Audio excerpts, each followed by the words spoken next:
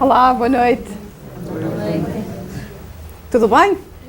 Eu peço desculpa, estava a olhar para ali, que era porque estava a verificar o som e tal. Estas coisas, nova tecnologia, está tudo bem, Júlia? Tá?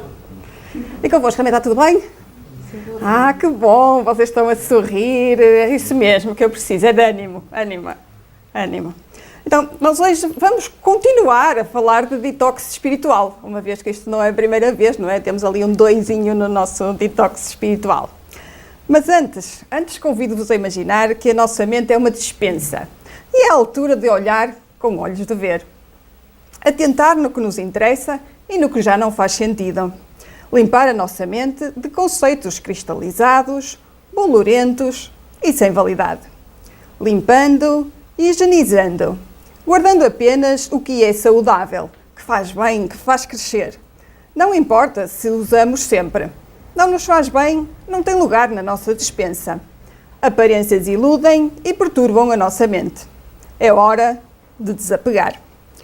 Livrar a nossa mente de todos os conceitos ultrapassados que já não nos servem nesta fase evolutiva. E higienizando e preparando a nossa mente para que fique receptiva, para que tenhamos ouvidos de ouvir a tudo aquilo que vamos ouvir e aprender aqui hoje, limpando e higienizando a nossa mente. Então vamos lá. E revendo ou informando o que se passou no primeiro detox espiritual, para partirmos todos da mesma base, quando falamos de detox, falamos de desintoxicar, de eliminar toxinas acumuladas ou substâncias prejudiciais ao organismo. Falamos de desintoxicante. E se falamos de espiritual, falamos daquilo que já fomos, que somos e que vamos continuar a ser depois da morte do corpo físico. Falamos de espírito. Então, falar de detox espiritual é falar de nos desintoxicarmos na essência, enquanto espíritos. E nós percebemos que pedir ajuda na casa espírita, a desobsessão, ou afastar um espírito que exerce uma ação persistente sobre um indivíduo, não basta, já que toda obsessão tem alicerces na reciprocidade. Ou seja, acham-se ambos sintonizados na mesma onda. Quem pediu ajuda alimenta-se com os fluidos enfermiços do companheiro desencarnado e apega-se a ele instintivamente. E ao contrário do que se possa pensar, isso acontece na maioria dos casos de obsessão, já que as pessoas registram doenças de variados matizes e com elas se adaptam para mais segura acomodação com o menor esforço. Dizem-se prejudicadas e inquietas. Todavia, quando se lhes subtrai a moléstia de que se fazem portadoras, sentem-se vazias e padecentes, provocando sintomas e impressões com que invocam as enfermidades a se exprimirem, de novo, em diferentes manifestações, auxiliando-as a cultivar a posição de vítimas na qual se comprazem. E cultivo a posição de vítima na qual me comprazo acontece quando, apesar de saber o que é melhor para mim, eu não o faço. Como, por exemplo, beber 2 litros de água por dia, ou não vir preparado ao centro espírita, não vir tranquilo, parecer capaz de servir, pois sabemos que é dando que se recebe. Vimos que estar sempre a queixar-me, usando frases como ninguém sabe o que é que eu passei para chegar aqui. Tudo me acontece, sou um desgraçado, não há hipótese para mim, sou um caso perdido. São outras formas de cultivar a posição de vítima na qual me comprazo. E nós percebemos também que a pressa ajuda, mas não basta, não é suficiente murmurar algumas palavras para obter o que se deseja. Deus assiste aos que agem e não aos que se limitam a pedir. Cumpre, portanto, que o obsedado faça de seu lado o que for necessário para destruir em si mesmo a causa que atrai os maus espíritos. Porque tudo é sintonia. Cada criatura assimila as forças superiores ou inferiores com as quais sintoniza. Por isso mesmo, o Divino Mestre recomendou-nos oração e vigilância, para não cairmos nas sugestões do mal, porque a tentação é o fio de forças vivas a irradiar-se de nós, captando os elementos que lhe são semelhantes e tecendo assim, ao redor da nossa alma, espessa rede de impulsos, por vezes irresistíveis. Sintonia. Como é que eu sou por dentro? Se eu até aqui na casa espírita julgo, aponto o dedo e tenho pensamentos negativos, que fará fora daqui. E isso ajudou-nos a perceber que as vicissitudes são uma forma de detox espiritual, de limpar da minha alma, do meu espírito, as imperfeições que o afastam da pureza, de cumprir o meu destino, o destino de todos nós, que é chegar à perfeição. Já que tracei o meu plano reencarnatório com plena consciência da minha responsabilidade, perante o meu débito, o meu desajuste com as leis divinas, que preciso saldar, de corrigir, desde já. Porque se eu preciso de apontar o dedo a alguém, que eu vá ao espelho, olhe para mim e diga: és tu quem me agrilhou a um mundo de provas e expiações. És tu que tens que mudar. És tu que tens que edificar o reino de Deus dentro de ti. Porque se eu me irrito, sou eu que tenho falta de serenidade. Se eu me revolto, sou eu que tenho falta de humildade. Se eu não compreendo, sou eu que tenho falta de caridade. E foi assim que encontramos o primeiro ingrediente do nosso detox espiritual, a noção de responsabilidade. E situar a responsabilidade do nosso lado, tal como diz a orientadora Clara, no livro Entre a Terra e o Céu, de André Luiz, tem como consequência facilitar a solução dos problemas. E então, temos sido responsáveis? E se Emmanuel, em quem nos inspiramos para fazer este trabalho, nos fala na noção de responsabilidade, a seguir fala-nos de devoção à prática do bem. E nós achamos que devoção é dedicação, mas fomos confirmar. E é sentimento religioso de dedicação e veneração. Dedicação ao culto divino. Prática religiosa, e não deixa de ser curioso, temos prática aqui, veneração, afeição e afeto. E prática é exercício. Mas de qualquer das formas fomos ver. E é atividade que visa a obtenção de resultados concretos. Aplicação das regras e dos princípios de uma arte ou ciência. Maneira correta de exercer uma arte ou conhecimento. Experiência, exercício. É a forma habitual de agir. Procedimento, conduta, costume. É o facto de seguir uma regra. É o conjunto de exercícios, orações, etc., que fazem parte de uma religião ou disciplina espiritual. Bem, quando chegamos ao bem,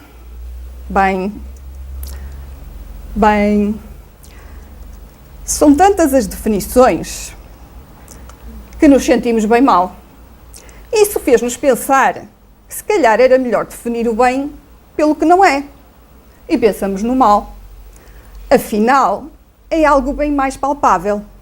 Até há a personificação do mal e de certeza que todos nós conhecemos uns bons diabos. E até vemos a criatura em todo lado, por mais pequena e escondida que esteja. Esta é a parede da Biblioteca Municipal do Porto, junto ao Jardim de São Lázaro. E isto aqui é uma daquelas coisinhas que cobram o dinheiro quando a gente estaciona. O diabo está ali. Bem pequenina. Mas ver, eu encontrei. Pronto. Já estão a ver, não é? Eu também preciso muito de detox. Pronto. Mas nós, espíritas, sabemos que o diabo não existe. Então apeteceu-nos pedir socorro. E foi então que o relato de André Luiz veio em nosso auxílio, pela voz do Padre Hipólito, lá no livro Obreiros da Vida Eterna. Como você não ignora, as igrejas dogmáticas da crosta terrena possuem erradas noções acerca do diabo. Mas, inegavelmente, os diabos existem. Ai, o diabo, mau Maria. Mas Hipólito continuou. somos nós mesmos. Somos nós mesmos quando, desviados dos divinos desígnios, pervertemos o coração e a inteligência na satisfação de criminosos caprichos. Pois, Susana, passa para ali. Pois, vocês não sei, mas eu não seria capaz. Aliás, a verdade é que eu não faço mal a uma mosca. Vocês também não, pois não? Não. Nós só colhemos o que semeamos, mas somos muito rápidos a esquecer a sementeira e muito lentos a aceitar a colheita e ainda muito mais lentos a alterar a sementeira. Tal como o Sr. Walker, apesar da perfeita noção de como o outro se sente, quando se invertem os papéis, eu volto a semear o mesmo e mantenho-me no erro. Mas então, como é que eu faço para alterar a sementeira? Como é que eu me devoto à prática do bem? Como é que eu ponho em prática a devoção do bem? A primeira coisa a aceitar é que o céu e o inferno residem dentro de nós. A virtude e o defeito, a manifestação sublime e o impulso animal, o equilíbrio e a desarmonia, o esforço de elevação e a probabilidade da queda. Tudo isto está dentro de nós. E o que é que diz o nosso comprazimento na posição de vítima? Foi ele que começou primeiro, como dizem as crianças. Mas quem é que pode dizer que é mais credor ou devedor? Com a bênção de Deus, nosso Pai, temos o véu do esquecimento do passado, que nos poupa o remorso, o embaraço, a vergonha. Porque todos somos devedores uns dos outros. Quem terá sido ela no pretérito? Alguém que ajudamos ou ferimos? Quem será para nós no porvir? Nossa mãe ou nossa filha? Não condene. Deixai a Deus cuidar de toda a justiça. Todos somos devedores uns dos outros. Quem terão sido aqueles que nos causam dificuldades no passado? Nossas vítimas? Nossos amigos? Quem serão na próxima vida? Pais? Irmãos? Filhos? Porque não importa, nem nos interessa saber, devemos deixar Deus cuidar de toda a justiça. E é por isso que o ministro Sanzio, lá no livro Ação e Reação, diz: é fácil conhecer o bem quando o coração se nutre de boa vontade à frente da lei. O bem, meu amigo, é o progresso e a felicidade, a segurança e a justiça para todos os nossos semelhantes e para todas as criaturas da nossa estrada.